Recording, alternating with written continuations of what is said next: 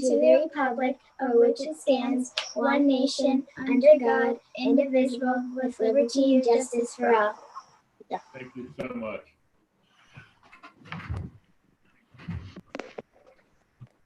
First practice for going back to school. So, the next is the approval of the agenda. Can I have a motion? So moved. Second. Any comments? All in favor, say aye. Aye. There's time for public comment. Ken? We have a few callers. Please remember to dial *9 if you wish to speak. I'm going to acknowledge caller with the last four digits 3695. Please state your name and town before your comments.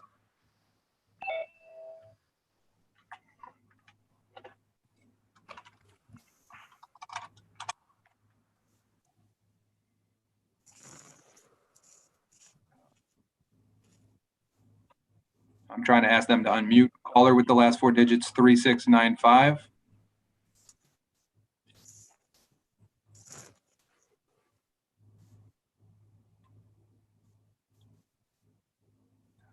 They still have themselves muted. Let me.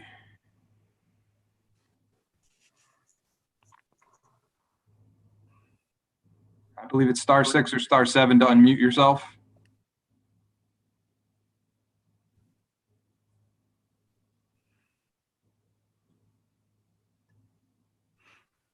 It's nothing I can force. Do you want to move on? Yes. It's the only person Hello, with can your you hear hand me? raised. Oh, there we go. I'm sorry about that. I didn't realize I had to unmute myself, *6. Go ahead. Can I comment? Yes. Name and it. All right. Down. Hello, my name is Rich Murphy. Can you hear me? Yes. Okay. I would like to, comment on the Board of Education's vote tonight for deciding to play specifically football this fall. And I'd like to comment on, your decision and your vote here. I really would, let me first state, I am a father of a senior football player who's been playing football, as many of these kids have been, since the age of 7 years old.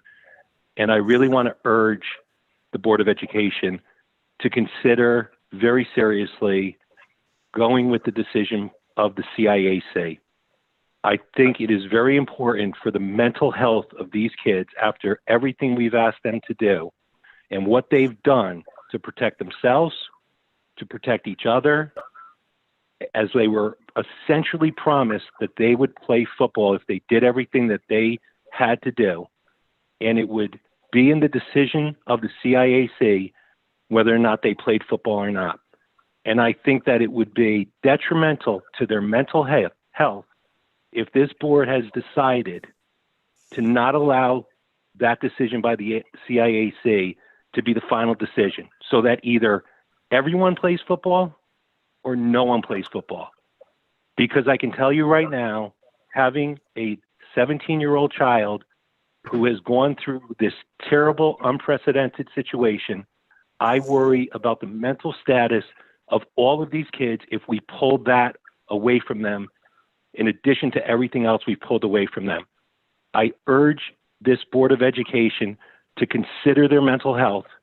And also, if the CIAC decides that we don't play football in the fall, then I can accept that decision, because then nobody plays football in the fall. And we're not putting these kids in a situation where they're looking at other kids, their peers, playing football, but they're not. And I think that would be truly unfair to our community and our children. I ask this committee to please keep that in consideration. And also, there are players on this team that need their senior football season for academic scholar or athletic scholarship consideration.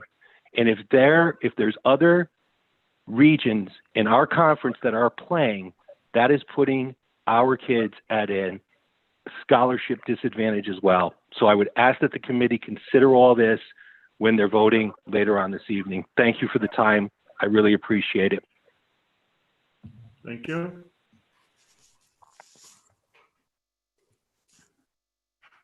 Ken, we have anybody else? No one else currently has their hand raised. It's *9 to indicate you wish to speak.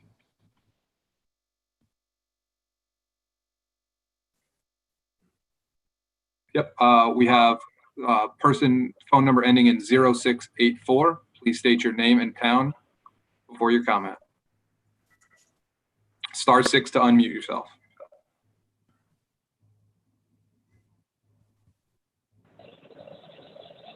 Yeah, hey, Ken, this is Bob Yamartino. I'm calling in on this phone number. So, you know. All right. Okay, thanks, Bob. Thank you.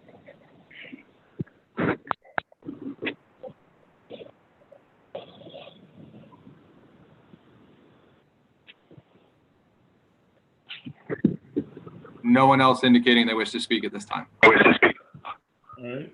The next item is approval of the minutes of the August 19th, 2020 meeting. Have a motion? I see Victor. Do I have a second? And Messiah for a second. Any comments? Victor? I have a comment, a request and a question. The request is merely one of formatting. On page 6 of the minutes, the resolution which the board passed was read, but it's not bolded or otherwise highlighted from the discursive text.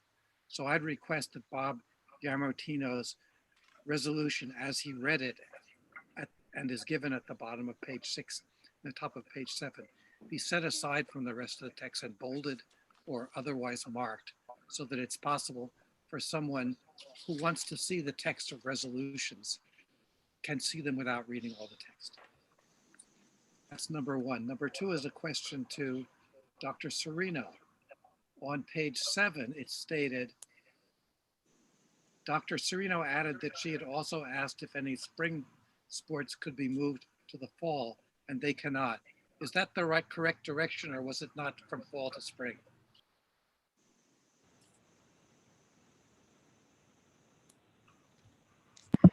That was correct because there was a question about whether spring baseball could be played this fall. So that's accurate. We can make those adjustments in the minutes. It doesn't change any of the minutes, it just highlights it. Okay, all those in favor, adopting the minutes with the highlighted area for the resolution, please say aye. Aye. Aye. Thank you. The next board meeting is a regular meeting on September 9th, 2020 at 7 p.m. And as I said last week, if we have need for other meetings, we will schedule them as special meetings with several days' notice. The next item is item 6, reopening plan, Kath. You're muted still.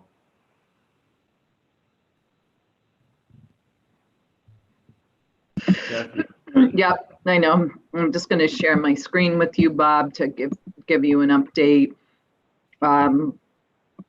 As you know, we have our staff is actually coming back tomorrow for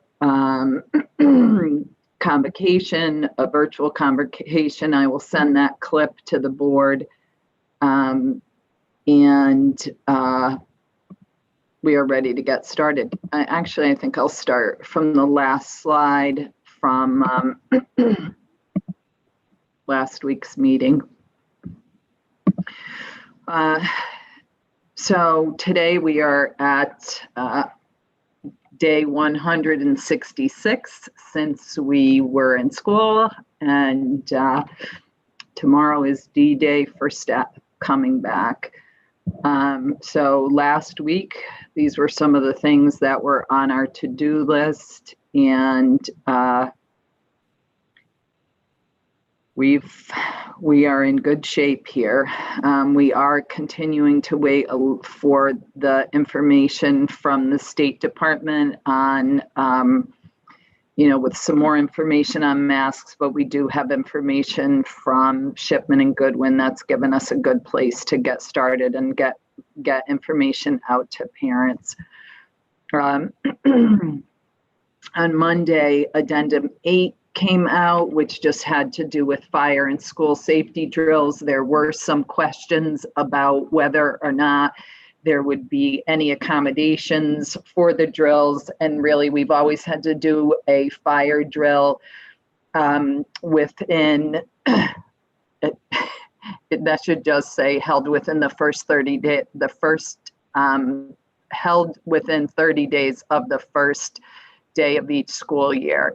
And simply what they're saying is make sure you wear your masks, minimize the distance between people as you're leaving, and identify multiple assembly. It looks like we had somebody who was raising their hand for public comment, and we'll allow them to go as soon as I'm done with this section. We are required to substitute a crisis response drill for a fire drill once every 3 months, because we have fire drills every month, and we have a plan that's already built in place. And basically, when it comes to our crisis drills, what they've encouraged is that evacuation and safety are the priorities, and social distancing should be enforced once students are outside of any threatened structure or situation. And as I said, we just received these on Monday. We'll go through them as an administrative team next week to just identify what drills we'll do and how we'll do them in a way that keeps everyone safe and doesn't worry students unnecessarily. When it comes to lockdown drills, what they've asked us to do is just to conduct them in the classrooms, not do this in different parts of the building. Sometimes we'll do lockdown drills when students are in the lunchroom or other areas of the building. And just, making sure that we're maintaining social distance. We're not having kids kind of shelter or hide, but just talking to them about how we might do that, and then just continue to do our different types of tabletop exercises that we would do, and then talking about situations related to COVID-19, which again, we really haven't examined at this point. Also, some updates on doors. Again, just keeping our fire doors closed unless they're equipped with a self-closing mechanism that activates when the alarm goes off, which all of ours do. Our classroom doors can be open as long as the building has a full sprinkler system, which we do, and our school safety plan includes language that these doors must be closed upon leaving the room. So we're good. That also helps us with our ventilation and keeping fresh air moving about our buildings. Just a little bit of information on it, if we are to use any type of room or space partitions and dividers, just to make sure that we're meeting all the fire code issues. Expectation. Use of tents and membrane structures. Kim shared with you last week about the fact that we have ordered some tents. We will be putting up tents next week. 30 by 30 tents will be placed at Lyman, Brewster Memorial, and at Strong. At this time, we have decided not to put one up at the high school. Each school has gotten 12 picnic tables from the Durham Fair Association. We certainly can get more, but we're starting with that just to give an additional spot for teachers to be, additional lunch spot, and additional places for students to be outside of the building. So we're happy that we're going to be moving forward on that, and have basically said, well, at this point, we'll use those tents for the next month, and then we'll make a decision from there. The renting of these tents is at this point just under $10,000. Another update on our masks we had in the policy committee meeting, just kind of following Shipman's guidance. on masks and making sure that parents have all the protocols that we're putting in place and the expectations along with the decision-making tree. Shipman, really, like us, has kind of is waiting for that really specific guidance from DPH and the State Department of Education. And in the absence of that, we are going to share all the protocols that we've gotten from Shipman. We do anticipate those by Friday. I told parents I'm sending out something from us on Friday. We do have information in our reopening plans already, but I'd like parents to have a document that is specific to masks and also has an area for the student handbooks that talks about what we will be doing in the event if a student kind of willfully is non-compliant with our mask expectations. And in this regard, we would handle this if it were kind of a defiance or lack of compliance with the mask or face covering. We'd handle it in the way that we have with other things in terms of progressive discipline. We have received the guidance for how we respond to COVID-19. There are different graphics, and I like this one. I think we might try to modify this one. We didn't create this graphic, but I think it gives a good overview in terms of the guidance that we have gotten from DPH and the State Department.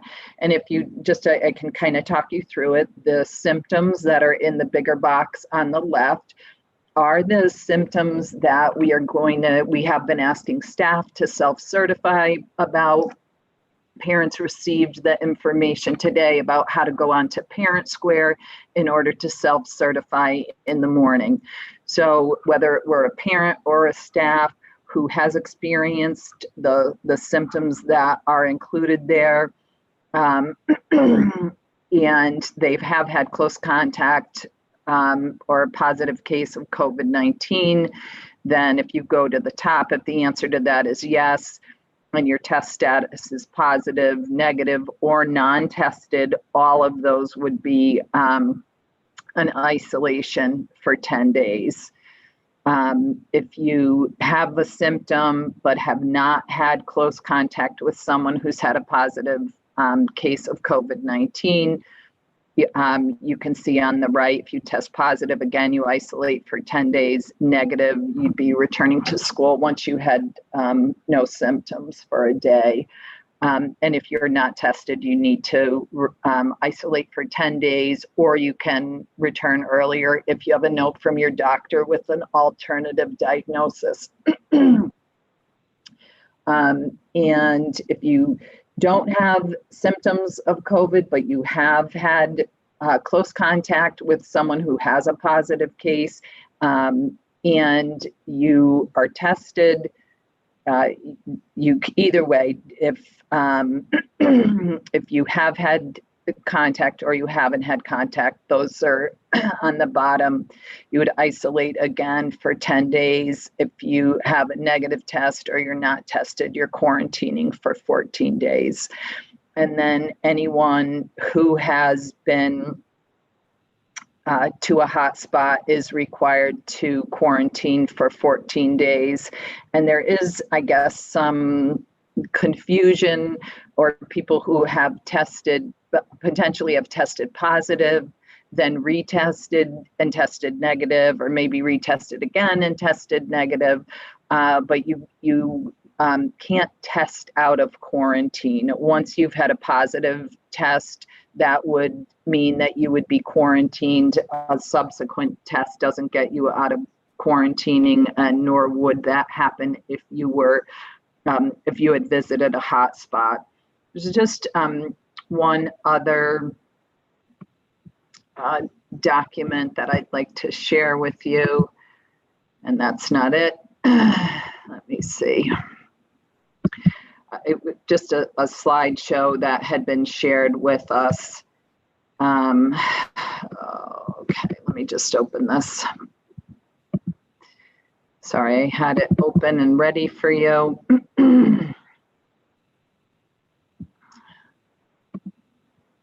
And I can also I can also share this with the board as well.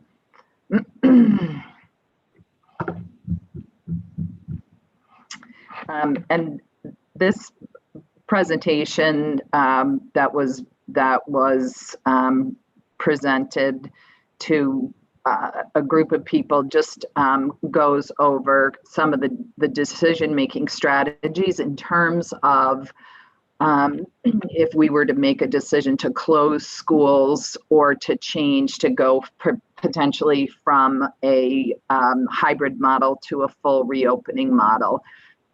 Again, I'll share as soon as we're done with the board meeting, I will send this to you.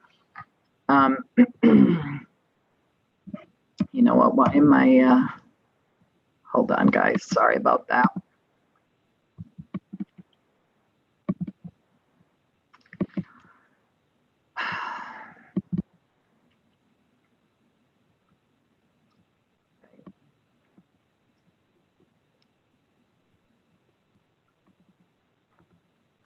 Okay.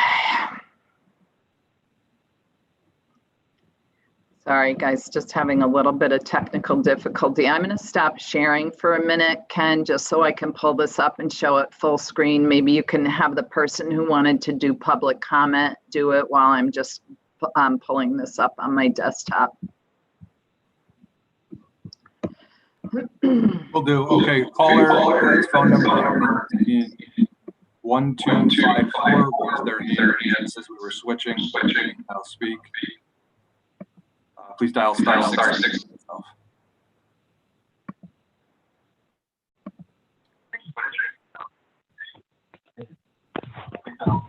Hello? Hello? Yes, we can hear you. Please state your name and town before your comment.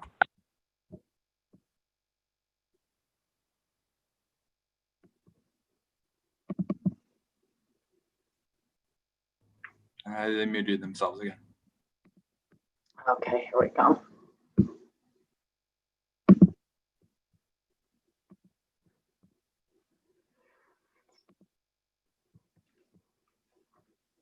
Go ahead.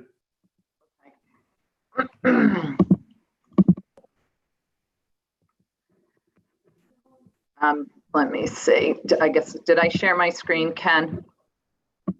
Yes. Yes, we can see it. Okay, sorry. It just went away. All right. Sorry, guys.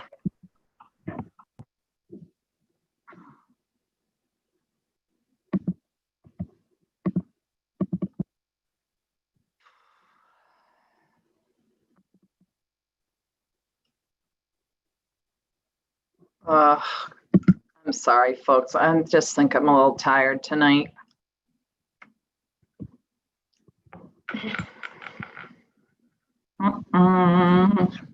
Can't imagine why you're tired. Sorry, my gosh.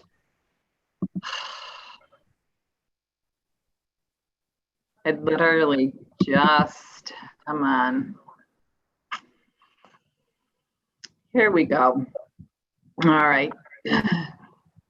And again, this primarily talks about, this gives a little background on COVID, but what I really wanted to bring you up to is as I started talking about how schools and administration boards of ed will decide on the different types of in-person learning, hybrid or full virtual. And basically, and I think you are all aware of this, that the leading indicators that they're asking us to look at are the ones that I'm showing you on this slide: the new community cases, the test positivity, new hospitalizations, and COVID-like illnesses.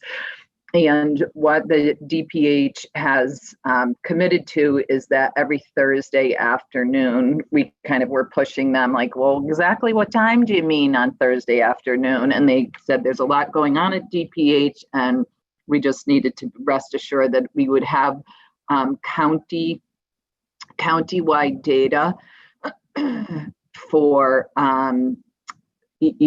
for these areas every Thursday afternoon, which is why we have moved our planning and response team meetings to Friday, so that we can look at the leading indicators as well as the secondary indicators that are specific to District 13.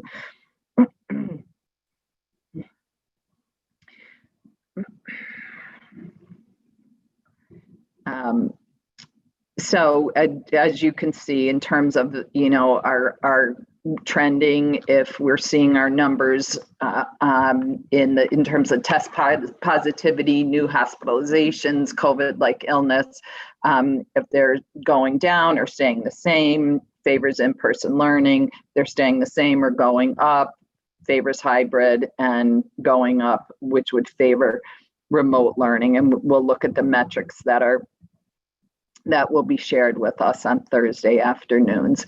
But of course, in addition to this,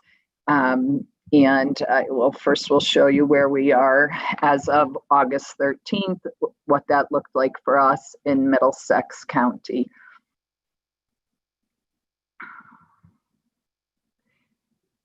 And what continually is stressed as we talk about the decision making that we have in 4 school districts, that as we're looking at, our worsening community data metrics, there are other things that we need to take into consideration.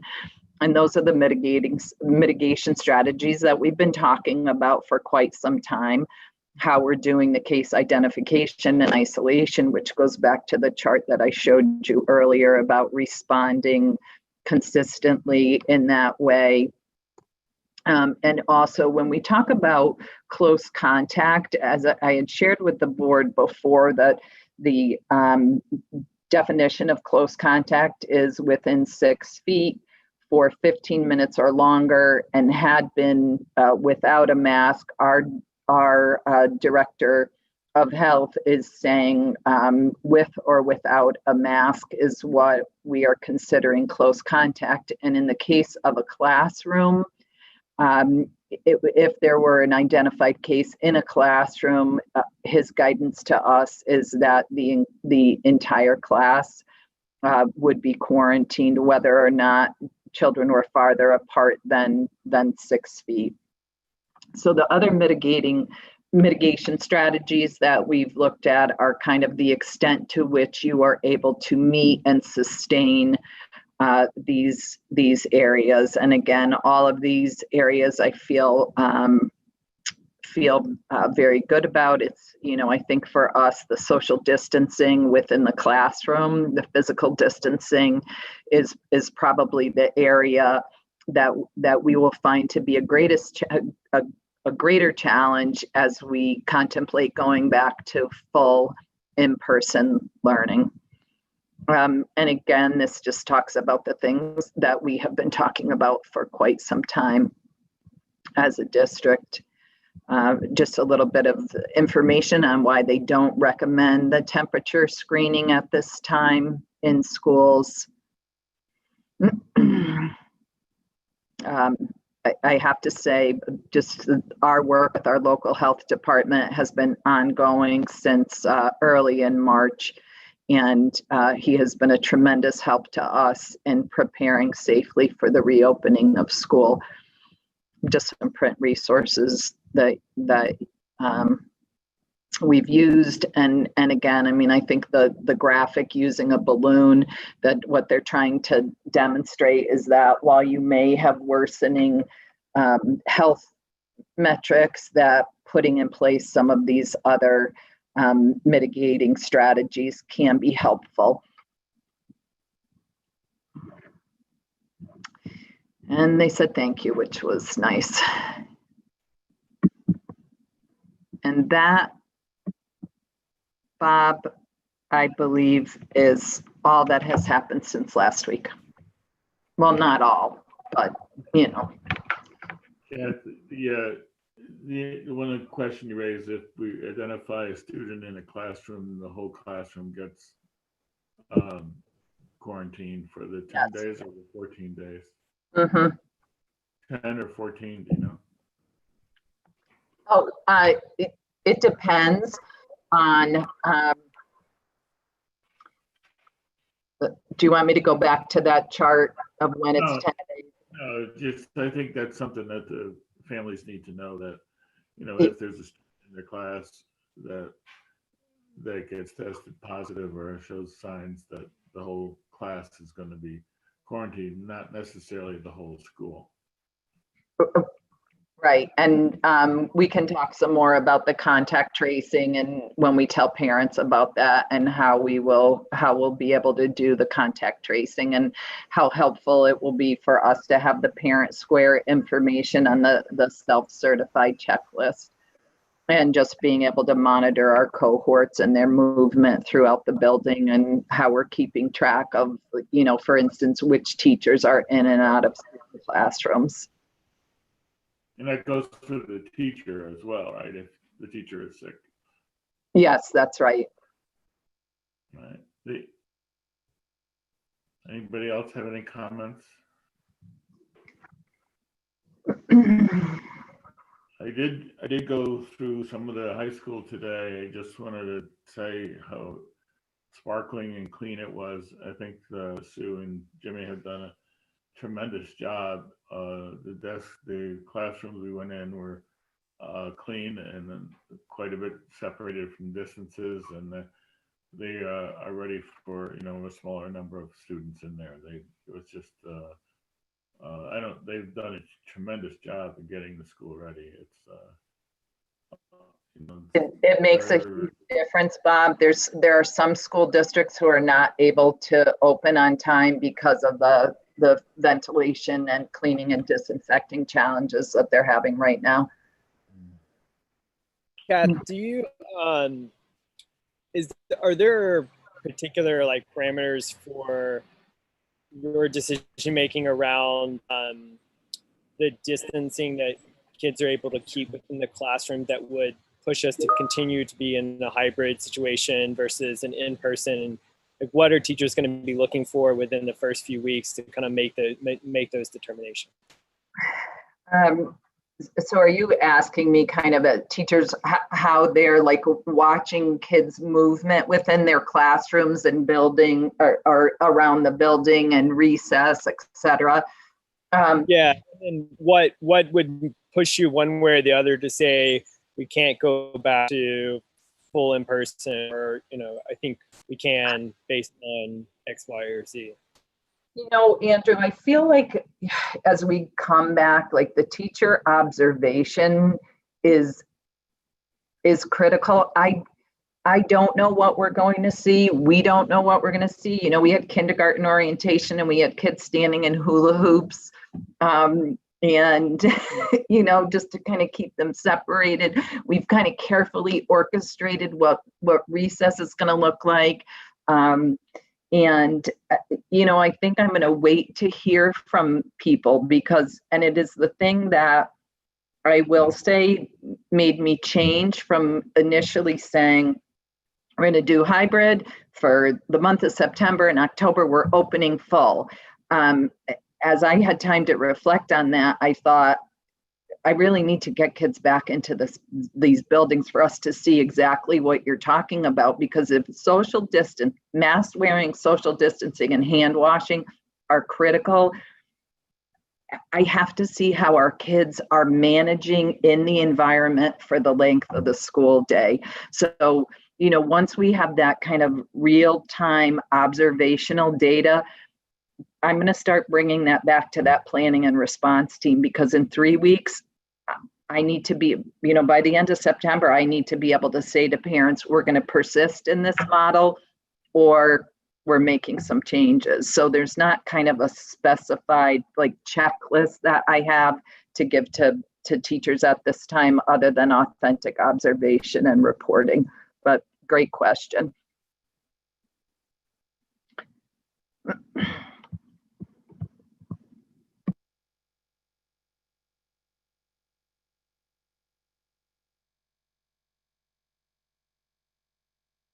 Hey, Bob, you're still muted, okay? Hey, Kath, Yeah. I just I had a question, just because one of my daughters is in band. I know that there's plans to still continue band and chorus at the high school. I'm just wondering, like, are they going to continue in person at the high school, or is there a way to have the kids practice like their cohort from home at distance learning? I know that's a huge concern for a lot of parents as far as their masks will be completely removed and now they're blowing. But I can't hear you. Did you mute yourself? I just emailed Erin Schilling today, actually, because those guidelines came out last week for band and music and chorus, to see if she could give me just kind of an overview of what's it going to look like.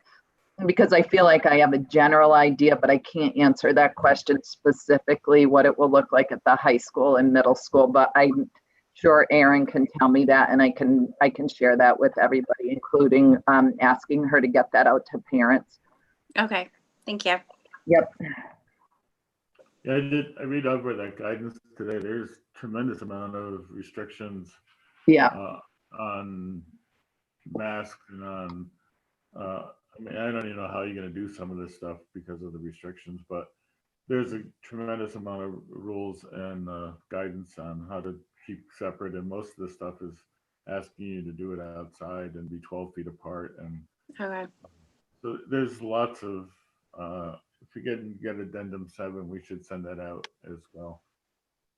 Because, you know, you can get a sense, it's like 7 or 8 pages long of Wow, okay. and stuff like that. So there's a tremendous amount of restrictions in it. It's going to be a huge challenge.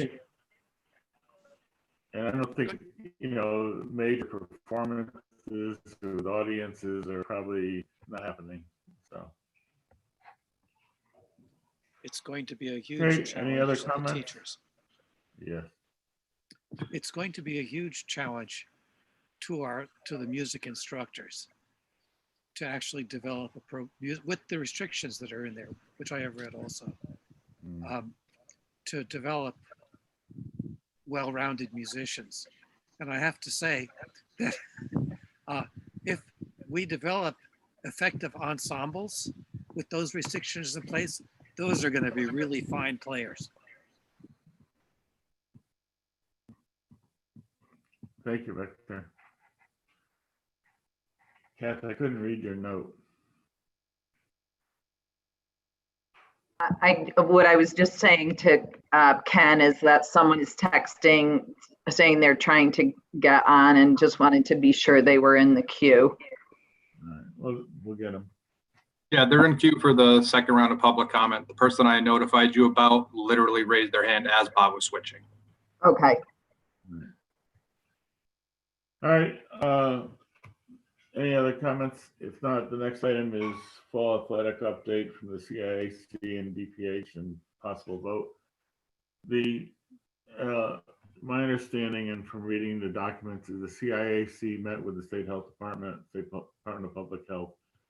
They there's some press information out there, but there's a very long, complicated response that's there. There's another letter from the State Health Department that they said they're going to continue to work. They've talked about other options, but they haven't changed their policy on high-risk sports as yet. There's supposed to be another guidance coming out on this Friday. I think they said Friday early next week. So my suggestion is that we stay where we are, and if there's a change from the Department of Public Health, that we bring that up as a special meeting as soon as we see it. There's the last letter they wrote, which was on Sunday, I think, basically has several pages, but the bottom line is it doesn't really change our resolution, which says we'll follow the current State Department of Public Health recommendations. And I think we're okay with everything that we're doing until that next version comes out of whatever their agreement is with CIAC.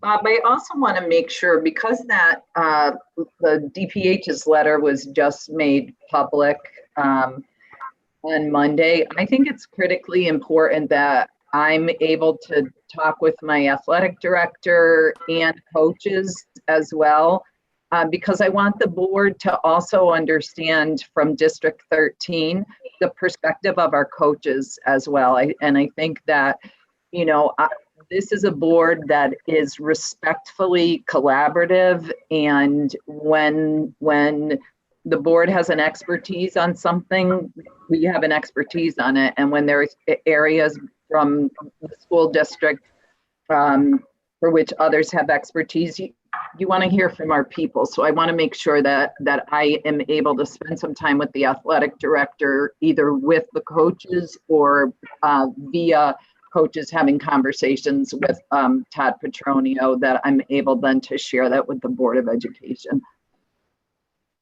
That would be great. Victor?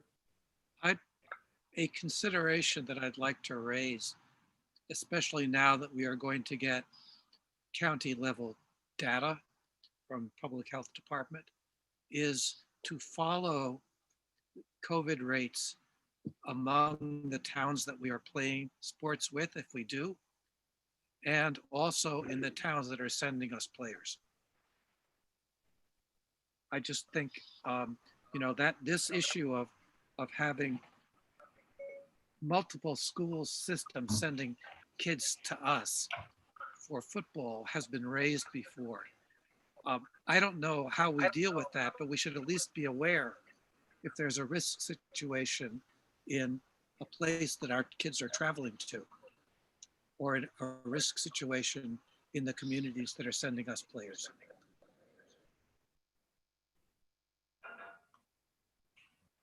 Do we have any idea what is the current status of practices? And I know that there was some language that came out through the CIAC that they lifted their restrictions on practices for this week. I just don't know where we as a district stand on that. So the CIA, DPH kind of endorsed CIAC's decision about non-contact conditioning being able to start this week.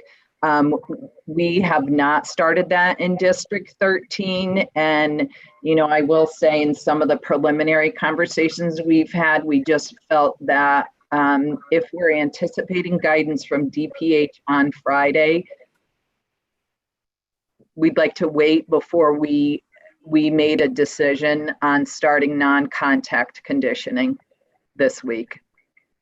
Because if we started it this week and got information on Friday that was contrary to that and contrary to the board's vote about supporting the current recommendation from DPH, so that's where we are right now. We are not doing non-contact conditioning. And because we previously voted on a resolution, is the intent, regardless of what DPH comes out with on Friday, for us to have a second vote or language around our support or not support for those types of things? I'm just want from other board members and everything else. I mean, because it can go, obviously it could go either way. And I have strong feelings and opinions on that. And I feel professionally, it's necessary for me to voice those opinions through a vote. So that would be my only request, is regardless of what comes out, that we have some type of reconvening and vote on that. I agree. We will do that. So we've talked about this before, that August 29th was kind of the start date for practices. And as it stands right now, we would be beginning practice for soccer and cross country on Saturday, the 29th.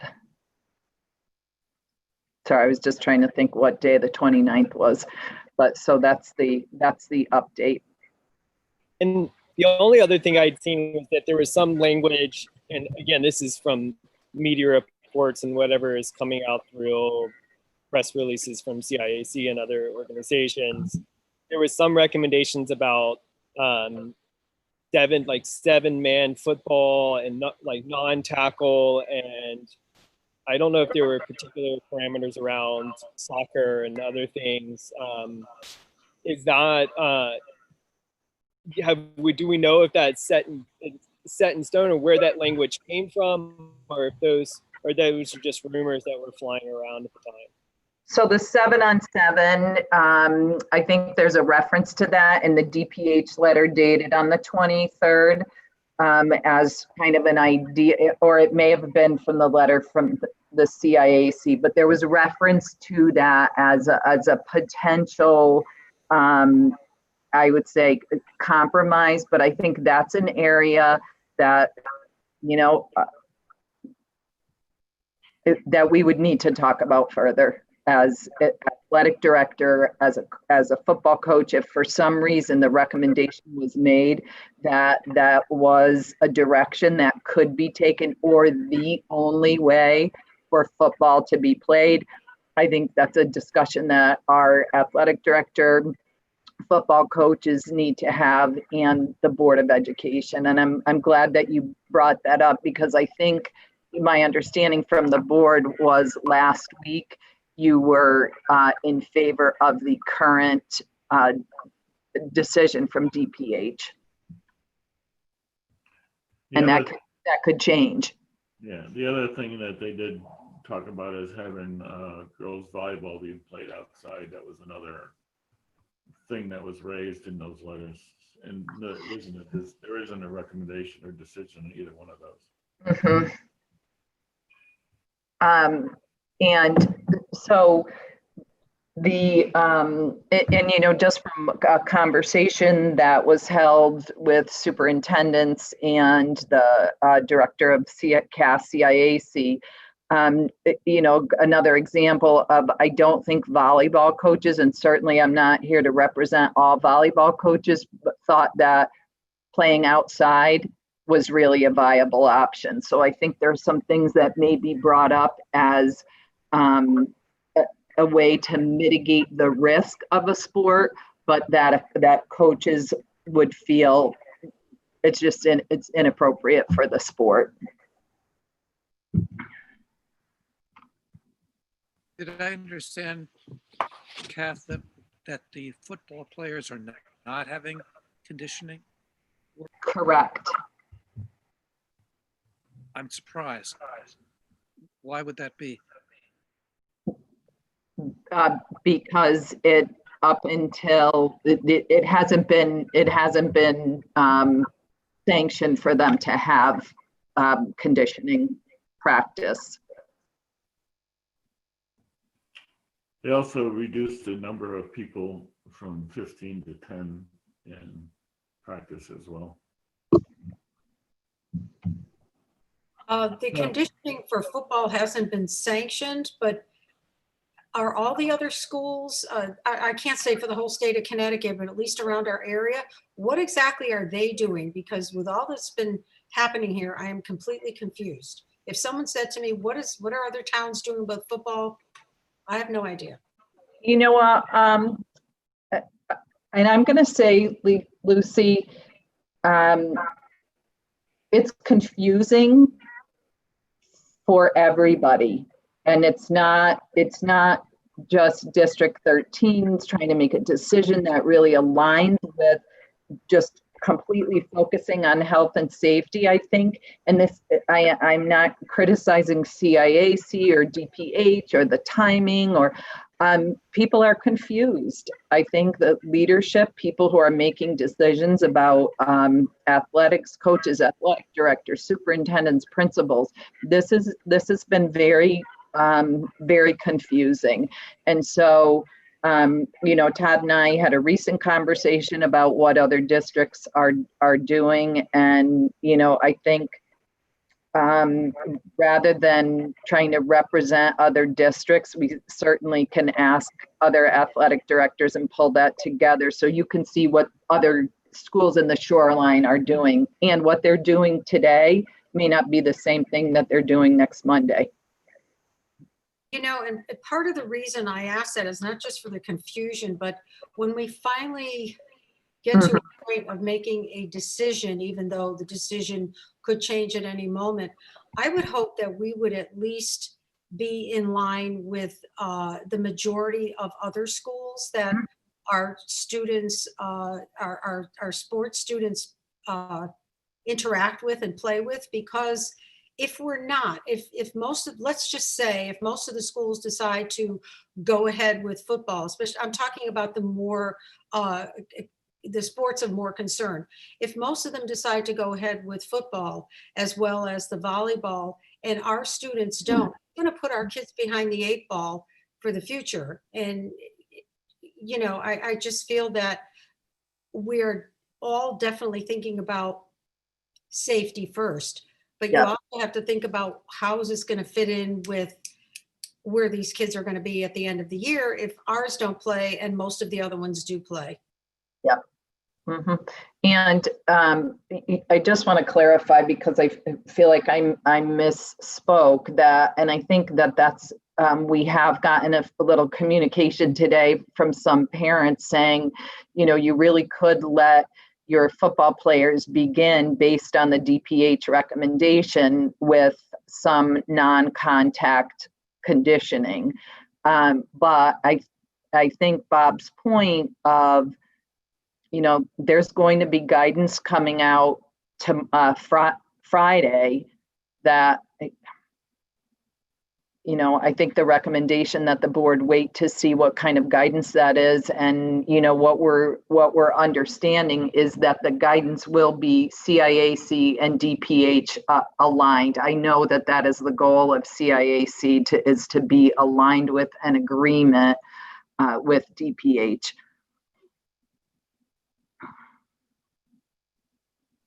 So just for parents who may be listening too, so if that decision, which we thought was going to be made last week, is now not going to be made until this week, Friday, when would we convene again? Because we don't have a meeting again until September 9th.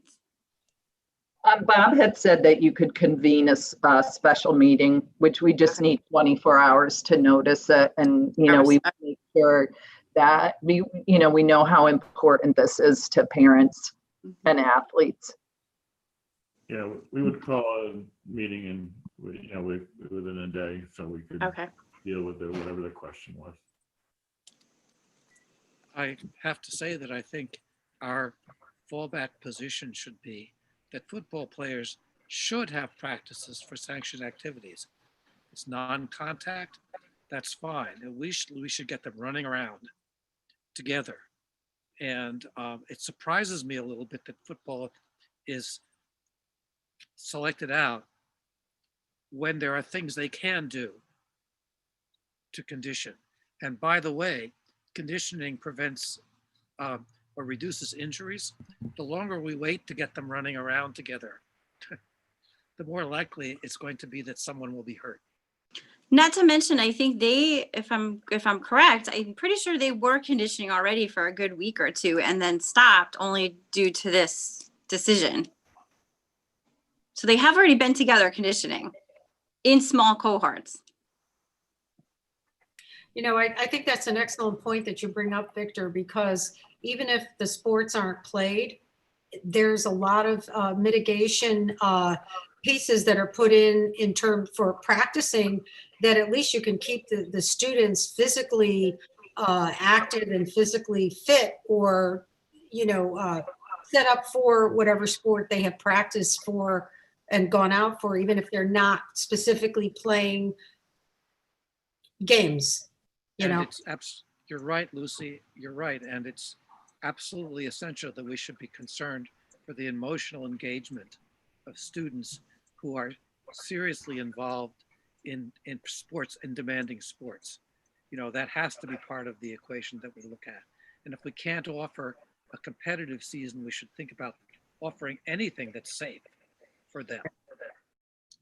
Right, and it would certainly help if they're not having a competitive season, when, especially the seniors, when they go on to college, at least they've had some conditioning in the sport that they may be going for a scholarship for.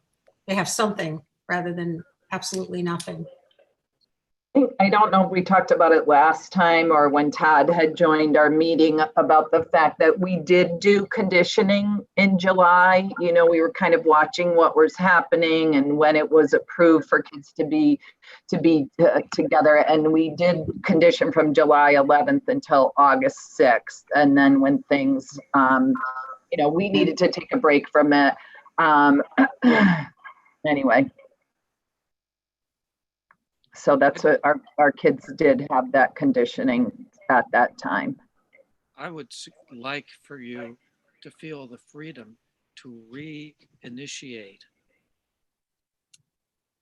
conditioning practices, which are understood to be consistent with the DPH guidelines, the activities in those, without a motion of the board.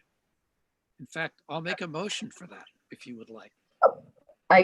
I think what we do is wait to see what we hear on Friday. And I also think that, you know, this is a conversation to have with the athletic directors, football coach. And I think it is, you know, Victor, I don't believe that you voted in favor last week of, I can't recall if you voted in favor of the resolution that the board proposed. No, you didn't. Right. Yeah, I think. Can I just offer maybe a slightly different viewpoint or perspective from the standpoint of maybe the question that we should be answering, which is really, to me, it's really whether the board is willing to have separate social distancing and mask policies for in-class situations versus sports-related activities. And I say this because I don't want to target any particular sport, and honestly, from a logical standpoint, I don't think that makes sense. I think it should be whatever decision that we make should be applicable to all sports because it's driven by the physics of, you know, spreading virus particles, et cetera, and that it really, you know, while there are different risk spectrums across that, it's really the fundamentals about what particular stance and actions you're going to take within that area. And so that, I mean, that being said, you know, to me, you know, a lot of these questions are like, well, you know, is soccer okay? Is volleyball okay? If two students that are playing volleyball happen to come into contact or happen to be in a space that's, you know, less than 3 feet without masks on, because presumably they're not going to be wearing masks during the sports event. Although to me, that's potentially discussable about whether that's an option or not. Then I think we have to really make a decision. Are we willing to tolerate those deviances from what we currently have as a policy or what we currently have as a stance with our particular take? And I'm not even clear if we even have that particular stance because it hasn't been solidified through a mask policy, although there's definitely recommendations from the state.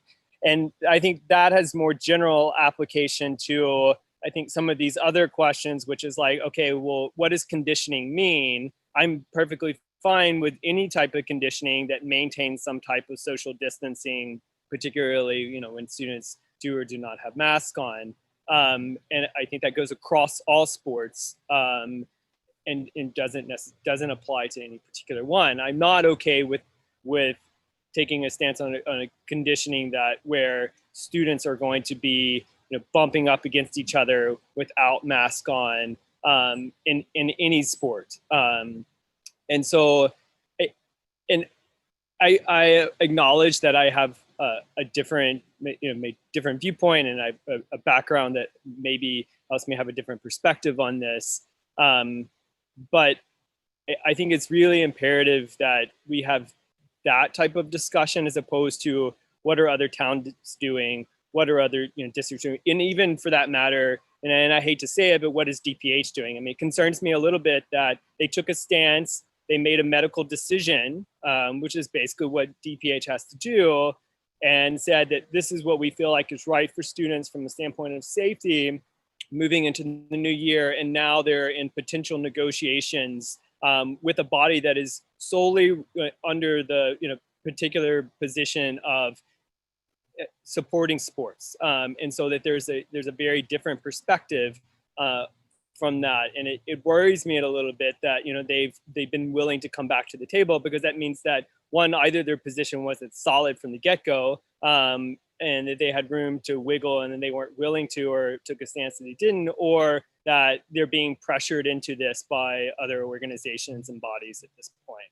And we've seen that that happens at all levels of government, and sometimes science doesn't win out for these particular things. So I guess I would ask as a board that as we move forward with these considerations over the next week, that we really have that discussion at heart, and kind of ask that question to ourselves as opposed to what somebody else is doing.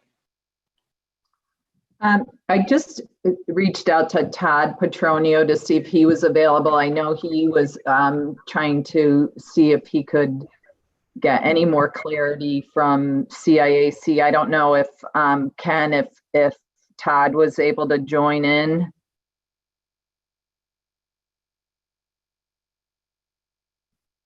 Todd, if that's looks like he's looks like his phone number's called in. Okay.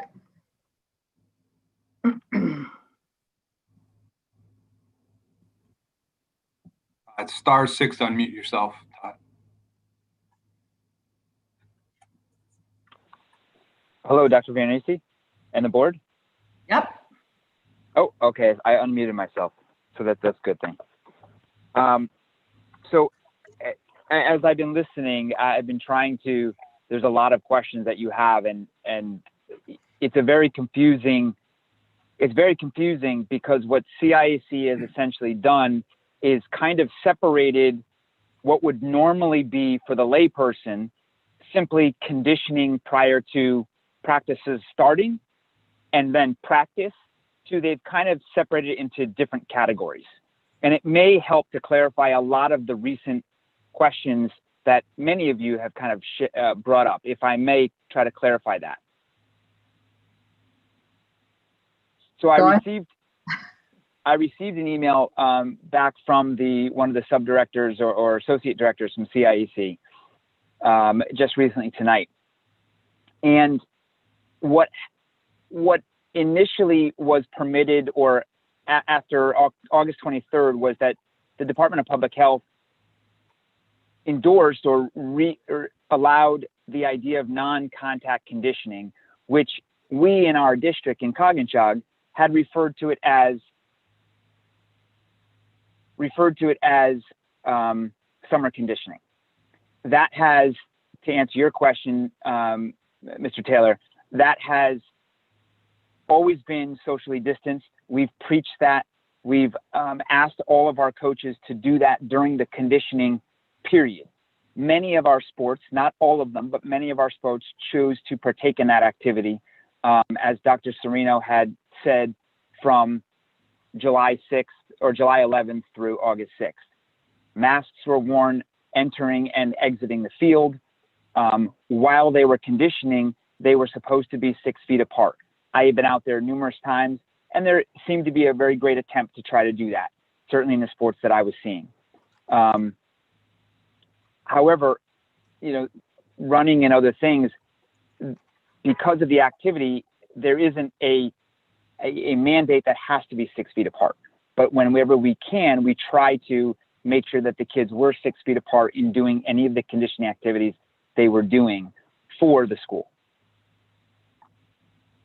The second part of that is this idea of what has been permitted as of August 29th. So as of August 29th, all sports teams have been permitted to move forward with their practices. However, what hasn't yet been determined is the actual format of sports such as football and volleyball. Volleyball specifically has been asked to do most, if not all, of their practices or skill work outdoors, which is different than your normal volleyball setting. However, the format for volleyball team practices, which isn't supposed to happen until approximately September 13th, that has not yet been released. We don't yet know what the format for volleyball will be. And that goes the same for football. So while football can practice in cohorts of 10 as far as non-contact, they can still do skill work and those such things similar to football. They just can't get together as a team. They have to stay in their cohorts. And so that's what the latest of CIAC is. And as you can see, it's incredibly confusing because all of this different language doesn't mean a lot to the general person. They just want to know, can I participate in a sport or can I not? And that's what's leading to a lot of this confusion, certainly by myself included, and all of us here as we're trying to put forth the guidelines for safe return to sports. I hope that tried to clarify some of it.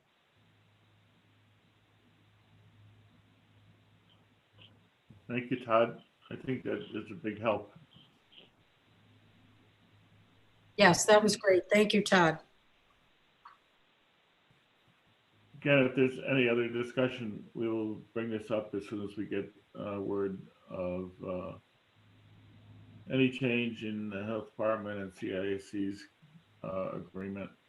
Again, just everything that we've done so far in our reopening is based on public health and the safety of our children and the safety of the community. And so hopefully that is considered in all of our health department's decisions in the future. Okay, the next item is discussion of the YMCA childcare. Kath?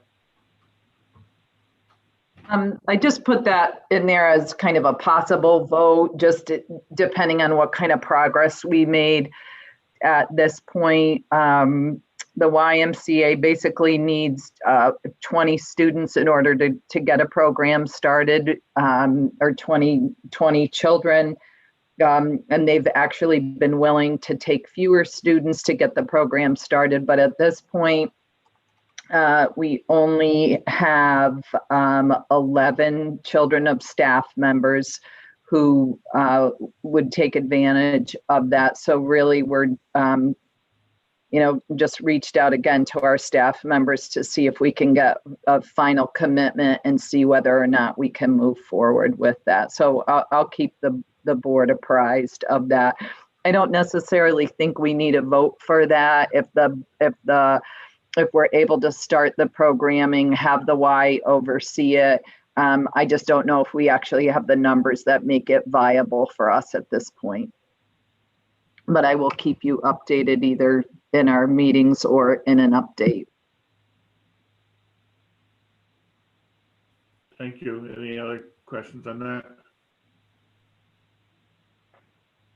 If not, the next item on the agenda is a vote to increase the substitute pay to $100 for non-certified and $120 for certified staff. Do we have a motion to do that? I so move. Second. Is there any discussion? If not, all those in favor, please say aye. Aye. Next item is committee reports. Playground. Missy, you want to take that? I can unless Bob wants to, but I think he's just on the phone. Are you able to hear me? Yeah. Oh, okay.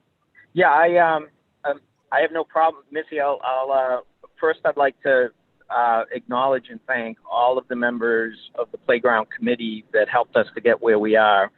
And those members, in no particular order, but they consisted of teachers, parents, Park and Rec director from Middlefield, administration.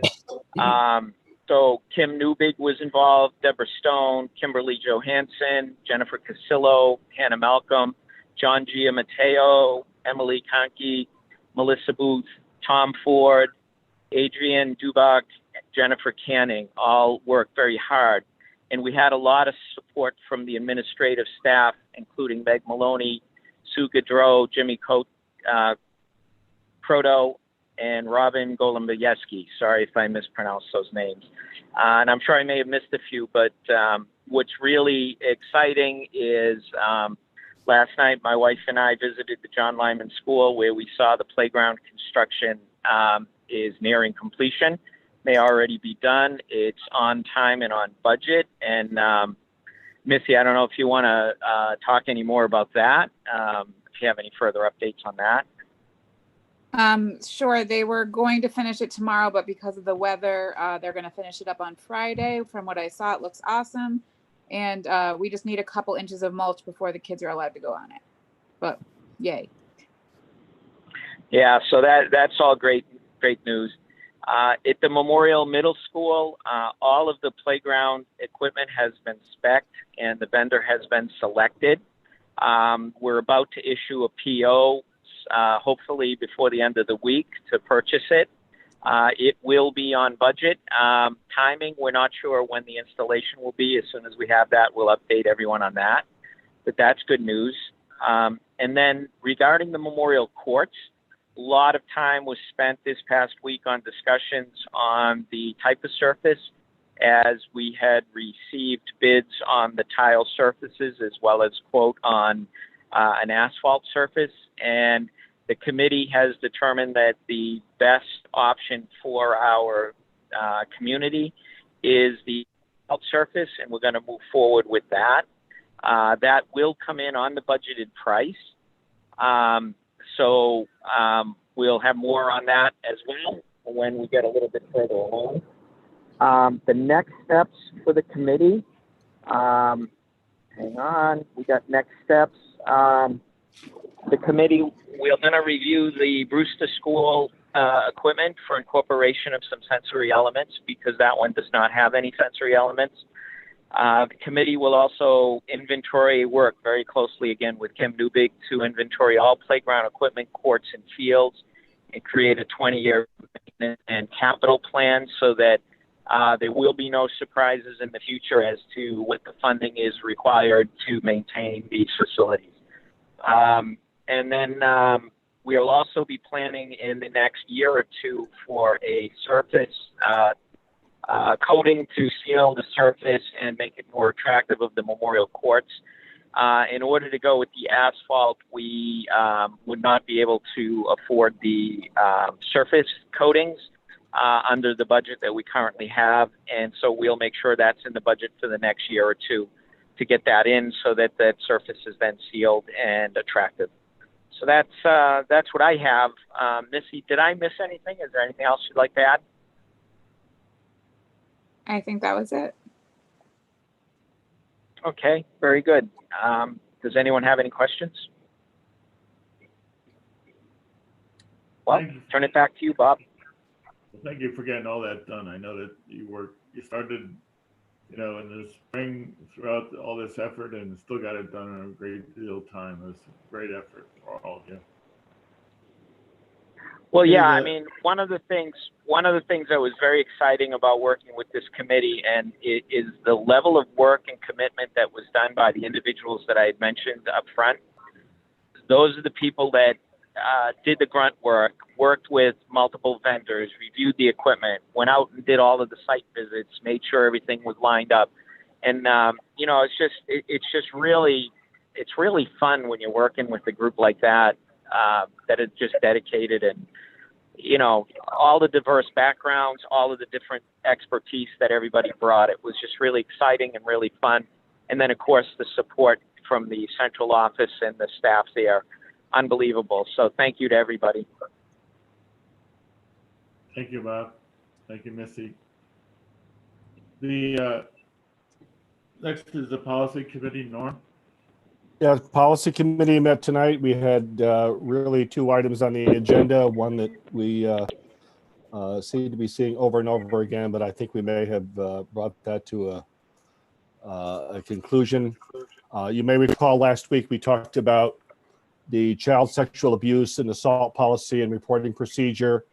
It was rather new at the time. We decided to wait a week and read it over and digest it a little bit. We have done that. And so if you don't have a copy, you'll have one tomorrow. As far as the full board is concerned, we're going to consider this a first read, and we can have some conversation about it in 2 weeks when we meet again. This is it's somewhat lengthy, but it certainly is something that we should have on the books. And by the way, this is a new policy, so we'll need to incorporate it into our policy manual. So be on the lookout for that. The mask policy came up again.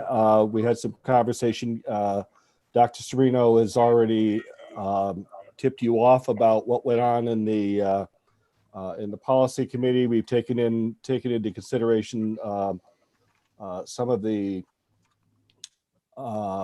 information that we did receive from Shipman and Goodwin, and some of the information that we have already about the policy. And we've somewhat determined that because the jury is somewhat out, especially with Shipman and Goodwin, who is waiting for some information, that we're not going to charge ahead at this time with a policy, but rather take the recommendations that we have already from Shipman and Goodwin as well as CABE and roll them into the protocol that we're going to use, and we're going to disseminate to the parents so they know exactly what to expect regarding masks for children, to make it a little easier on them and a little easier on us until we can collect all the facts. But right now, that's the direction that the policy committee wants to move forward with. So that's pretty much it. Kath, you want to add anything to that? Okay. Then, and I do want to tip you off. I know this is not on the agenda, so we're not going to have discussion on it, but there's a new policy. Bob and I have had some conversation about it. My work at ACES, there are people all over the 27 towns that we cover in New Haven County. It's a policy of review about emergency suspension of policy during a pandemic. Suspension of policy during a pandemic. It's something that we probably should consider. Many towns that I'm associated with have passed it unanimously. It does give some flexibility to our administration, most notably our superintendent, if there are emergencies that arise or situations where decisions have to be made, that power can be given to them. So I will get that out in the mail to you tomorrow as well. It also includes emergency, disaster preparedness, and pandemic and epidemic emergencies. So there's a whole lot of information. It's only 2 pages rolled into one. So if you'll take a look at that, the policy committee, whenever we meet again, we'll have some conversation about that and bring forward a recommendation to you as well. So that's the news. Thank you, Norm. The next item is communications. I've had a number of emails this evening that will end up in our minutes. Two from Carrie Sullivan, one on holding off on decision on to get the health department and CISC together. She also sent information on budget items related to cameras and other equipment for the school for the future. Thank you, Carrie. We also have from Karen Buckley, who asked for us to go along with the CISC, and one from Heather Garrison, a long one, which I haven't finished reading, but it appears to be related to following up with football is whatever CIC is recommending. So those are will be part of our record as well. The other thing I had is I talked about the finance committee. Both David Booth and Anina Nima Patel are no longer interested in serving on that committee, so I need to change it. I also, Phil Auger is also on.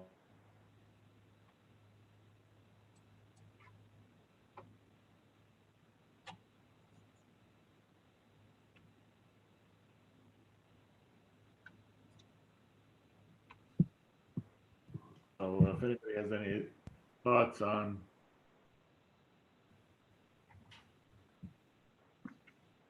Bob, we only heard you up to saying Phil Auger, and then we kind of lost you. So anyway, I'm back. We need to replace the two members and also decide if another board member needs to serve on that committee. That's the finance committee between the two towns. So if anybody's volunteering, let me know and we'll deal with that. You look like you haven't heard me. Have you heard me? Yes. Yeah, that part we did. We got you. All right, thank you. I'm about to switch over to another device, so if you lose me, I'll be on another device. Any other communications?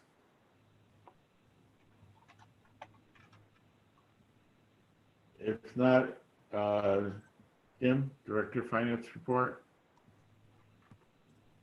Yeah, so I was sent out an email earlier in this week. Dr. Serino had asked me to update you on some good news, and that we had received some additional funding, not received, we're eligible for some additional funding from the state. And as of today, well, it was $246,000. But today, about an hour or so before the board meeting, we actually got some good news, which doesn't happen every day, that they actually have increased our amount by $134,000. So now we're receiving $380,000 total from the state of Connecticut for the coronavirus. Apparently, I forget the exact wording, but it was an outdated allocation that they had used. So they reran the formulas and we actually were given some more money. So that breaks down into very specific categories. Dr. Serino had to submit estimates for a full reopening as well as a hybrid reopening. All towns did, and then they ran their formulas based on that, and this is how it shook out. Districts that didn't have a high free and reduced population or 40 or below didn't get much personnel academic-wise, even though we had asked for funds for teachers' assistants. So we were not afforded that. The only personnel we were allowed to submit for a reimbursement for would be some additional cleaning and safety personnel, which was just shy of $4,000. The transportation personnel is where we went up. The bus monitors went up to $34,600, and PPE stayed flat at the $150,000, which is going to be extremely helpful. And then transportation went from $66,000 to $191,000. Really that depends. That could be additional bus runs, that could be running smaller individual routes. If we found out that our social distancing was not enough on the buses, we do have additional funds to run additional routes. And like I said, maybe even smaller buses. So that's where that would fall into place. One caveat of this is it has to be encumbered by December 31st. So we're going to need to make a plan on how we're going to spend the PPE, no problem. But the transportation, the additional runs and whatnot, we just need to make sure we encumber that. And then I talk about FEMA on a regular basis. FEMA, I'm going to save for the food service loss, and that's reimbursable at 75%. So we're at about a $137,000 loss in the food service from March 13th. And then adding in July and August into that. If we get reimbursed at 75%, we'll have lost $34,000 in feeding the kids.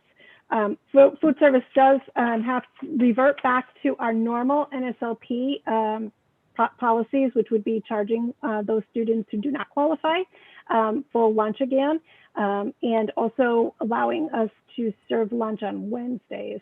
So students can either purchase lunch, or if they're eligible, they can order ahead and pick up the lunch on Wednesdays. That's all.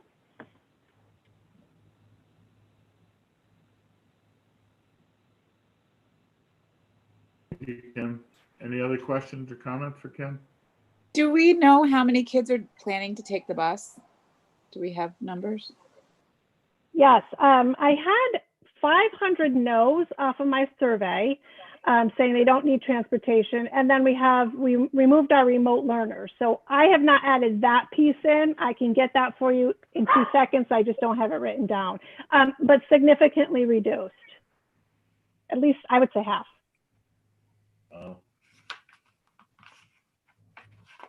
Bus routes will go live tomorrow morning too. So they're running the routes with the scenarios. We have scenario A, which is 5-day learning and then in person. And then we have scenario B, which is the hybrid. So when we do go back to the full day, we just turn a switch and we go back to that schedule. So once the routes are run, will get them tomorrow, and then I'll be able to know how many kids are on the run, each bus.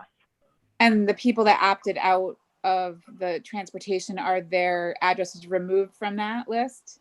Nope, like I said, it's called incremental. So it just means Schedule A will not change. Schedule E just won't schedule a stop for them on Schedule B, but when we revert back to A, everything goes back to normal. Should a parent need a change that didn't want transportation, didn't need it, was a remote learner, easy change, week's notice, give it to us, DECO changes it. It's actually been, I dare say it, but it's actually way smoother than I thought it was going to be. Let's hope. At least something was, right? I hope. Thank you. Thanks. So we're down about a half. We're down about a half the number of people taking the bus, and then half of them are Monday, Tuesday, and the other half are okay. Still, it's a lot of traffic to the schools, isn't it? There's going to be a lot of parents dropping off. Yes. Dr. Sterno asked me to check with the towns about the construction on Main Street. I guess there's a construction update meeting tomorrow, so we'll get an update tomorrow. We're anticipating a lot more parent traffic, so.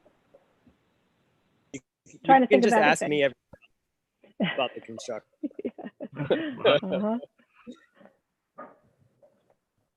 And there's the gas line also, right?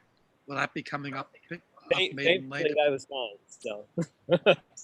So I think the gas line went live today. I think they're done with the construction wise for that. It's the water now. Right. All right. Thank you very much. Next, we have time for public comment. Ken? We've got a few callers. Please remember, if you wish to speak, dial *9. *6 unmute you. We're going to acknowledge the phone number that ends in 8560. Please state your name and pass.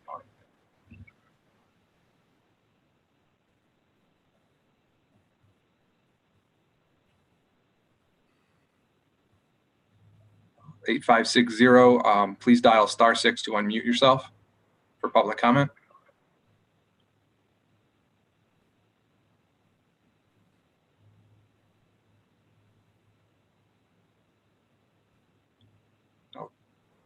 Did that work?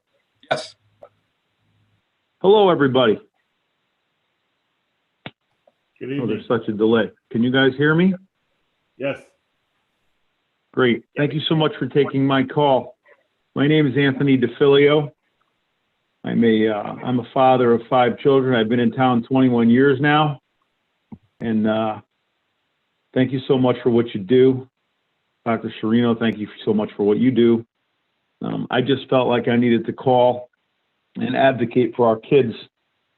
Not only do I have 5 kids in the system, but I'm a football coach as well. But I don't want you to think I'm slighted in respect to football. I think this involves all sports, and I need to advocate for the kids. I generally don't get involved in this stuff. I just like coaching football. But football is so much more than a sport to these kids, and I think you guys got to remember that when you're making votes. What does that mean? That means that safety doesn't only include physical safety. More importantly, it's their mental stability, their mental safety. You guys have asked these kids to do so much, rightfully so. It's been a dangerous situation in the world right now.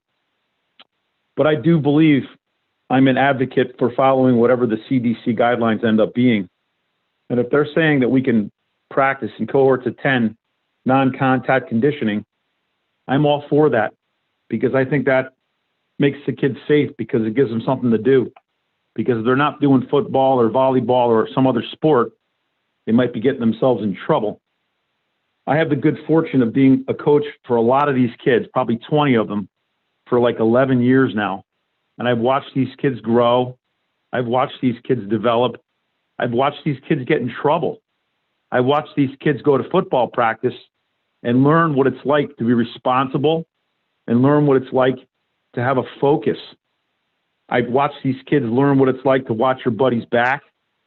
And, you know, the fact of the matter is I've seen this in volleyball and I've seen this in football because my daughters were involved in volleyball. Sports are so important. And if we take sports away from these kids in full, I think it's detrimental to their safety. I really do. And I think that's of the utmost importance. I coach football. It's going to sound crazy, but not so much to win all the time. I coach football because it gives me so much in a selfish way. I watch these kids grow, and the kids get so much out of it. When you have a relationship with these children and you watch where they started and where they go, it's an amazing ride. And I just hope that all of you have had the good fortune of being a football coach or a basketball coach or a whatever coach, whether it's at the youth level or at the high school level, because it's just so gratifying for both sides and it keeps these kids focused. So I have to advocate for that. Now, I will say that, you know, initially, I guess the CIAC and the Department of Public Health said that we shouldn't be doing any conditioning in the cohorts like we've been doing it. And I respect that opinion that you had last week, but they changed their mind, apparently. I think you guys should think about opening it back up. I think these kids are going to be so disappointed if they can't start practicing in these cohorts of 10. I mean, what do I tell the kids when they call me up? Because a lot of them have my phone number. And they say, Coach DeFilio, why can't we play? All the other towns are playing. Why can't we do what we were doing before? Because we were practicing probably for a month, maybe a little bit less. Missed a couple of days because of weather, but it was very safe. All the coaches wore masks. And here's what I'll challenge you guys to do. If you let us go out and play again, come out and watch us practice.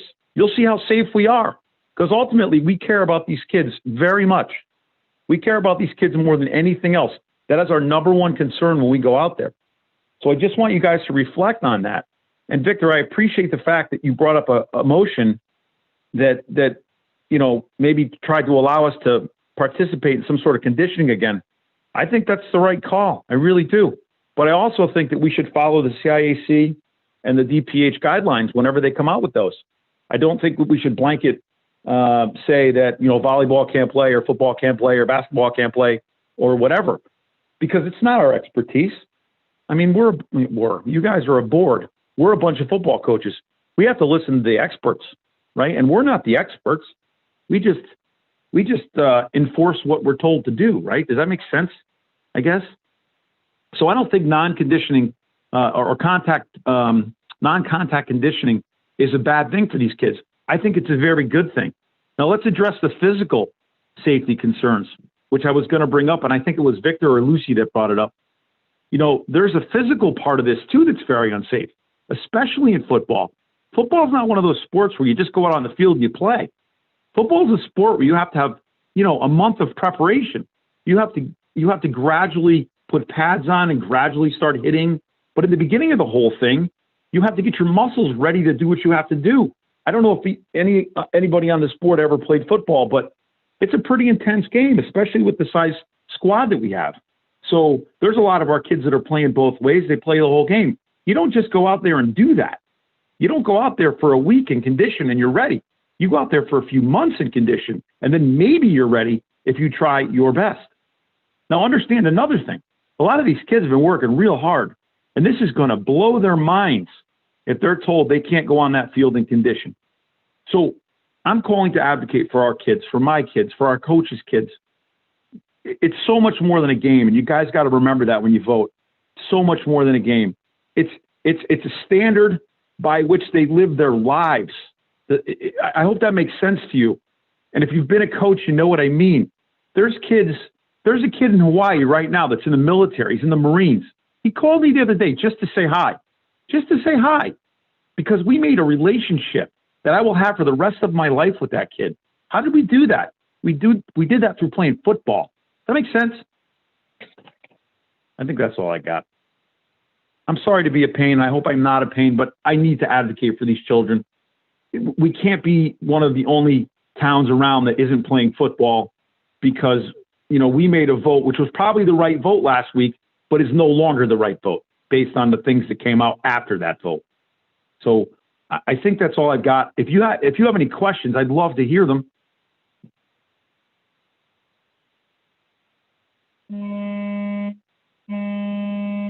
I can't hear you guys. Bob, you're still muted. Thank you Bob, very I much. can't hear you. Thank you very much, Anthony. We have time for another caller.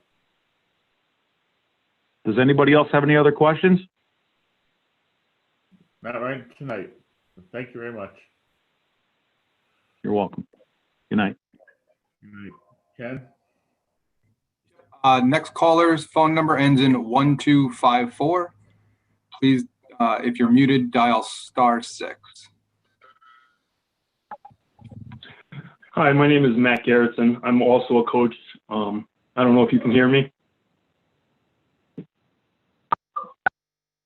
We can hear you. Oh, okay. Sorry. I can't follow up with, I can't agree with Anthony more, so I'm not going to, spend more time on that. I'm going to talk to you as a parent. And what's confusing to me as a parent is I'm not here to push one sport versus another, or an art versus another, or a classroom versus another. I'm very confused at the fact that we're allowing and saying that an indoor activity such as band, where you're blowing into instruments that have stuff called a spit valve, is okay indoors, but something like volleyball, which is also an indoor sport, where they're always, they're not on top of each other, just like in soccer. They're not on top of each other. I don't understand how sports are getting put into certain categories and how you're coming out with, and I know the DPH and all these other organizations are making these standards or recommendations, but I just find it hard to believe that you're okay doing one indoors, but you're not okay doing the other indoors. And again, my kids don't play volleyball. I'm confused at how we're selecting what is considered safety for one thing, but not considered safety for the other. That's all I have to say for this evening. Thank you very much for your time. And thank you for everything for you guys do for these children. And have a great evening. Thank you, Matt. All right, next caller's phone number ends in 3695. Please dial *6 to unmute yourself. State your name and town for your comments.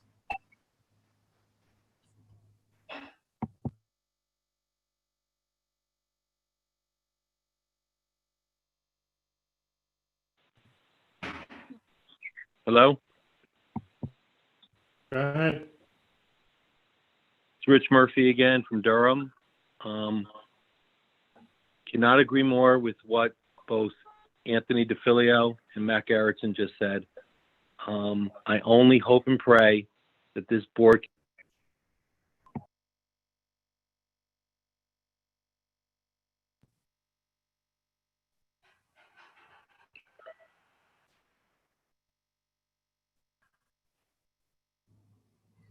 And did we lose Rich? Go ahead, caller. He got disabled. Unmute yourself again, *6. Can you hear me again? Yep. Okay, it's Rich Murphy from Durham.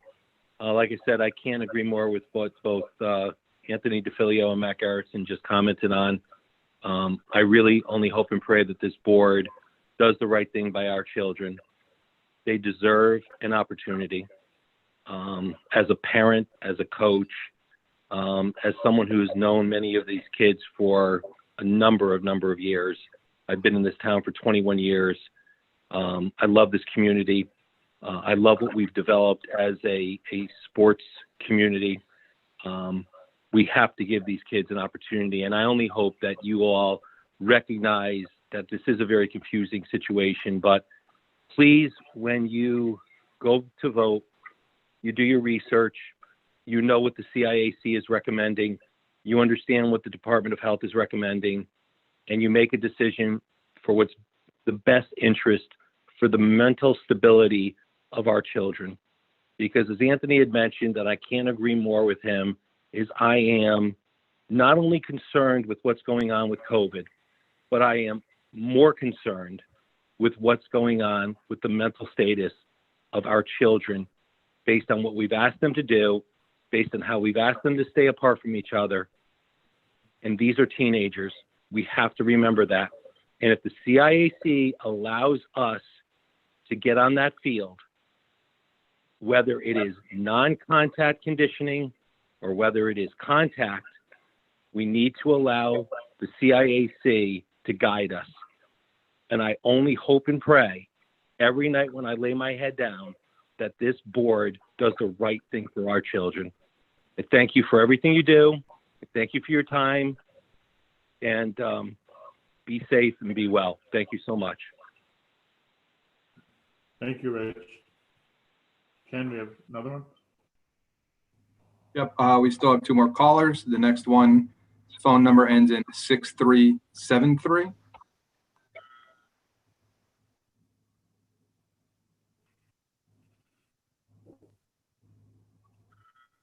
ahead, 6373. Dial *6 to unmute yourself.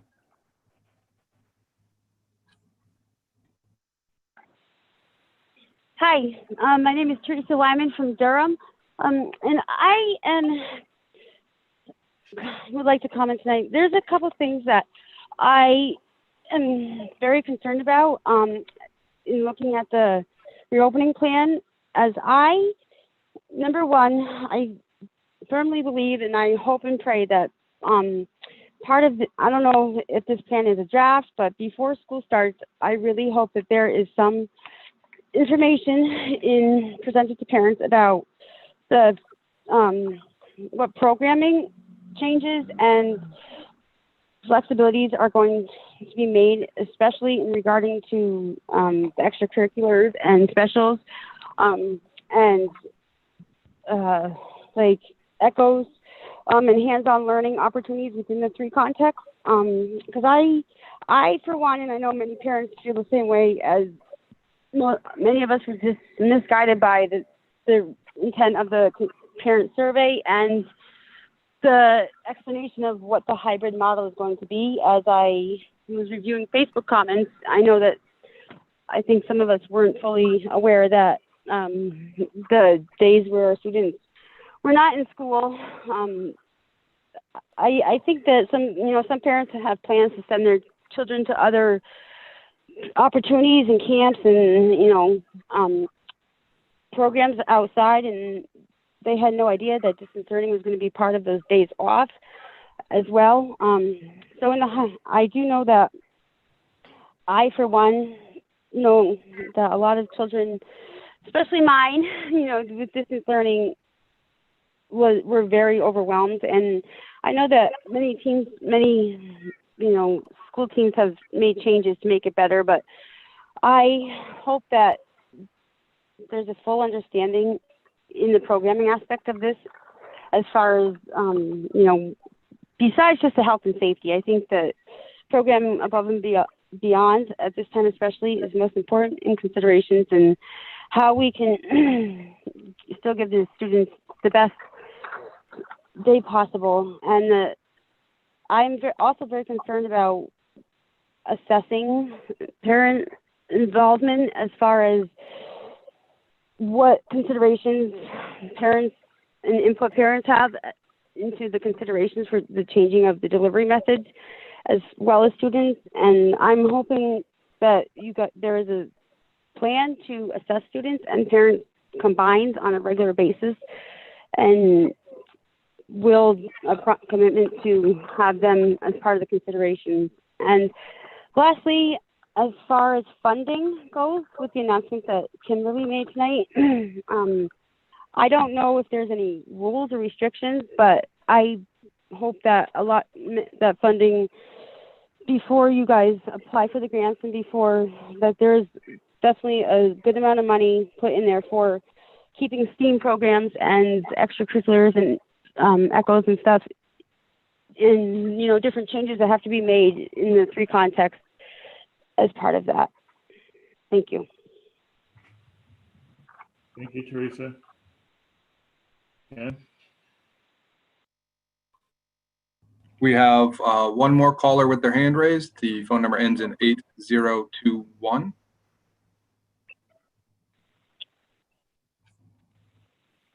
Go ahead, caller.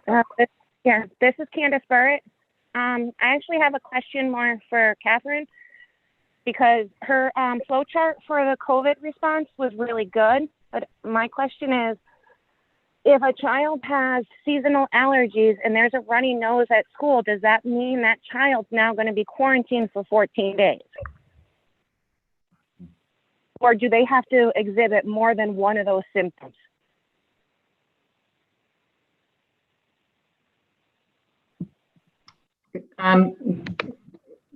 Candace, we're really not supposed to engage in public conversation and public comment. Right, so is this something you could like kind of look into? Absolutely.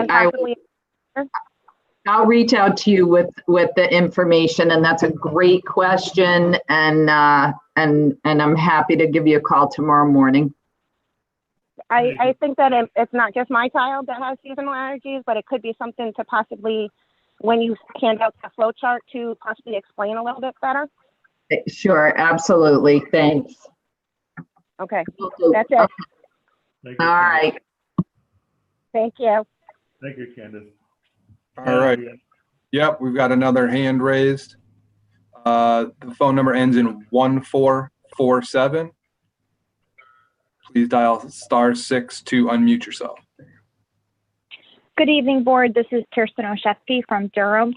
I just wanted to make a comment regarding some of the things that I saw on Facebook that honestly made me a little upset, and I'm very grateful that it's happening for the kindergarten parents and that there have been orientations for the Lyman and Brewster incoming kindergarten.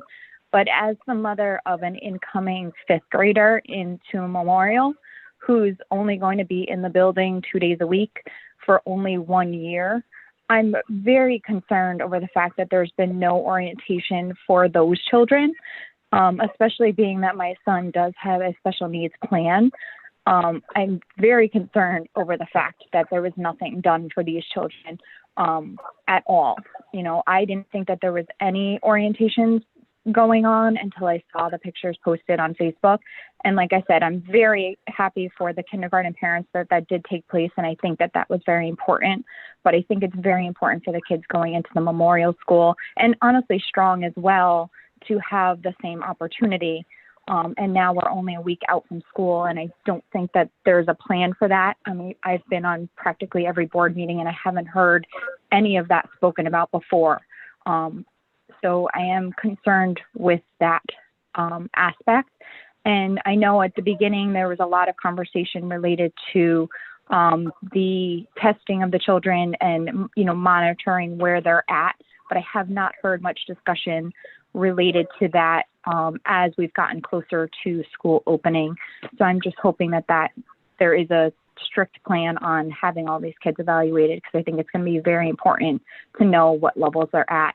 You know, my kids did definitely struggle during distance learning, and I'm looking forward to seeing the 2.0, and I know you guys have been really working hard on that, and I completely acknowledge that, and I'm looking forward to seeing those changes. But I am, you know, concerned of where the kids are at. You know, I felt like my kids definitely just checked the box, you know, for the end of the year and kind of did things to get it done, not that they actually learned.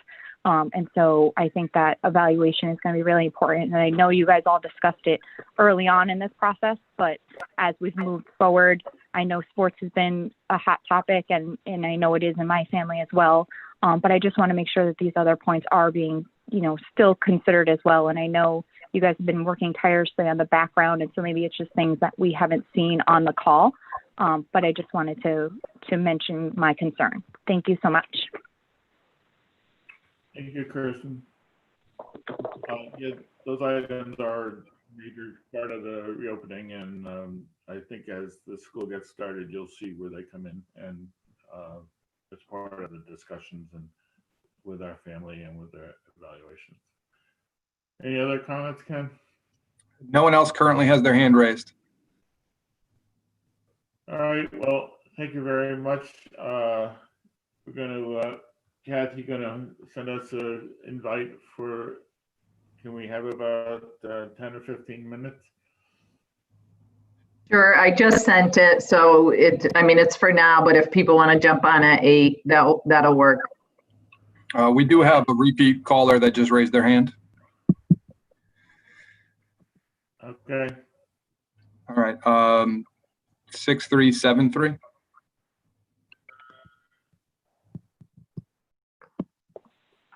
Hi, Teresa Wyman from Durham. Quickly, I just wanted to echo the sentiments of statements of the two previous callers before me, because those are part of my concerns as well as many other parents. And also, I would like to see some guidance and commitment to the temperature policy, because I do know that there's, my doctor's, children's doctor included, they won't see children for every fever, especially now that COVID's going on, because there's some fevers for many other reasons. And I would like to know, is it for all fevers as a precaution, or is it for specific fevers related to COVID symptoms, as far as them returning to school and getting a doctor's note? And also, going along with the memorial orientation and you know, the needs of the special ed students, we have also not received individual IEP updated or changed IEP plans in the context of the 3 different scenarios of, you know, implementation and delivery methods, and that's very concerning to me. I mean, I know we had our, you know, brief conversations beforehand, but going to the new teams and stuff like that, I really hope that those are delivered before or within the first couple weeks of school. And, you know, the different options for flexible changes, provided that if, you know, stressors come up and stuff, not only for the special ed students, but I also think it's important for the general ed students as well, especially given the fact that all the changes they have to go through could cause detrimental effects on their emotional well-being. Thank you. Thank you, Teresa. Ken, you had another call? Ken, you had another call? Yes, phone number ends in 7920. Please dial *6 to unmute yourself. Hello? Yes, I can hear you. This is Dean Fontano and Nate Jalmo. We're both seniors at Coggins for football. And we just want to say, and we speak for the whole team when saying this, that, yeah, it's not just because we're seniors, but football means a lot to us. And we've been playing for over 10 years. This is going to be my 12th year in a row playing football. And especially as a team, we've been preparing a lot on the off season. And then quarantine hit, and we were still working out when we could. If we didn't have weights, we were doing push-ups. We were doing what we could to prepare for the season, and that this is our last shot to be able to show colleges what we have and that we are able to play at the next level.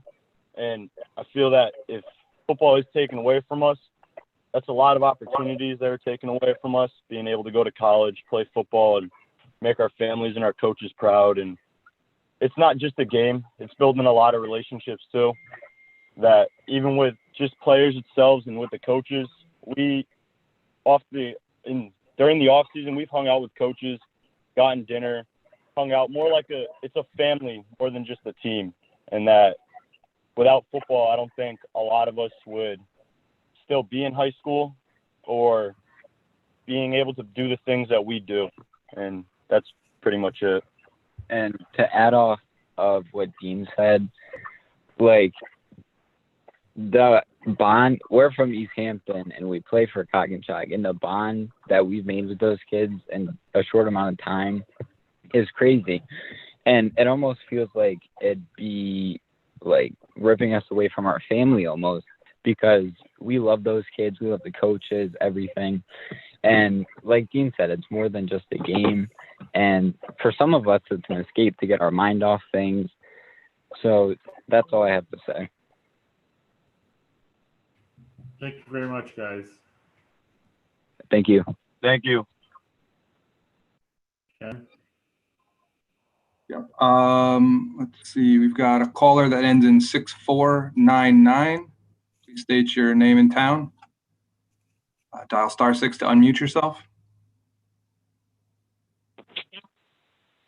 Hello? Can you hear me? Yes, we can hear you. Hi, I'm Terrence Murphy. I'm a senior football player at Coggins. And I just,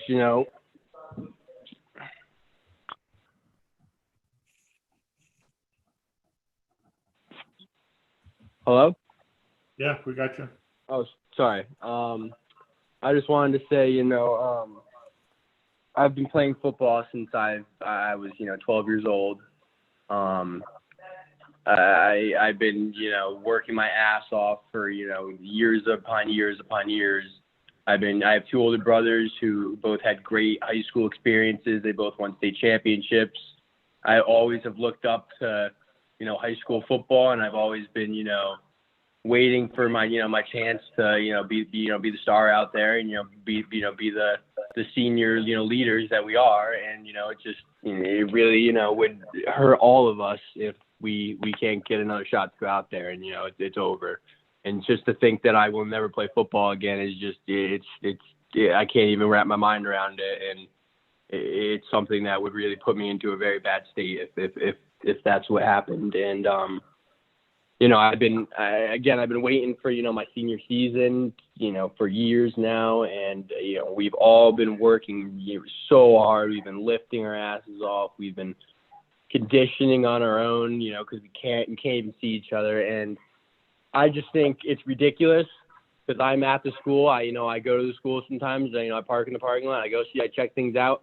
And I just think it's very ridiculous that cross country, track, soccer kids are out there practicing. It's ridiculous. It is ridiculous that we cannot go out and condition separated, but we have track kids, cross country kids that are fine going out there, that are fine.